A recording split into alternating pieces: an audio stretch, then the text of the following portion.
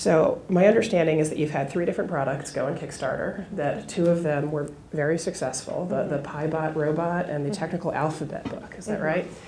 And then there was another Kickstarter that you decided not to see to the end of the campaign, and I suspect that part of that might have had to do with the Shark Tank appearance, but perhaps not.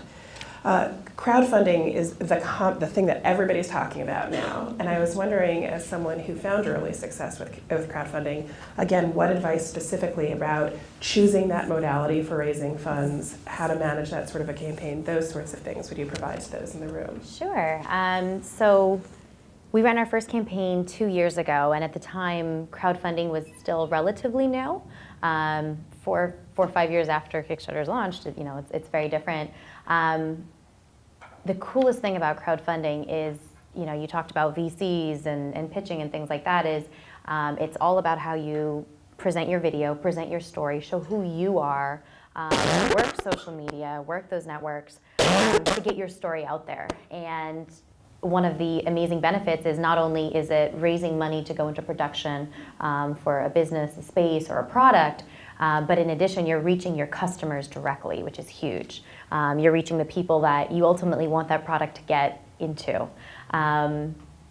So when we first chose Kickstarter, it was the largest platform out of the crowdfunding space as well. And in terms of actually getting started with that, it is very nerve-wracking, and we learned a lot from it as well. And so the biggest thing is developing that community. The campaign doesn't start on day one. It starts 6 months before that, in prepping your page, prepping your work, reaching out to people, reaching out to news, media, lining all that up, being ready to answer any question that you can imagine.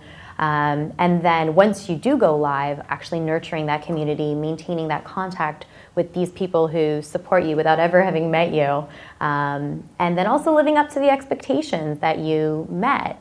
And in certain campaigns have exploded, but they have a very quick timeline and a quick turnaround. You'll find some crowdfunders who are very supportive of you and patient, and others who aren't, and so you have to be ready to deal with that. Our first campaign, we met all our goals, and we overfunded the project, but we still managed to have everything delivered on time, which is something that I believe the majority of Kickstarters don't do, so we were very proud of that.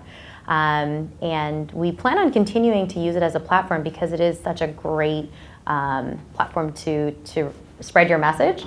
So the new product that I was talking about, the Fiat Lux wearables, the one that we did try to launch right around the same time as many things happening during the Shark Tank airing, is this new product. And so we're currently going through the process of prepping that and laying that groundwork before we get started.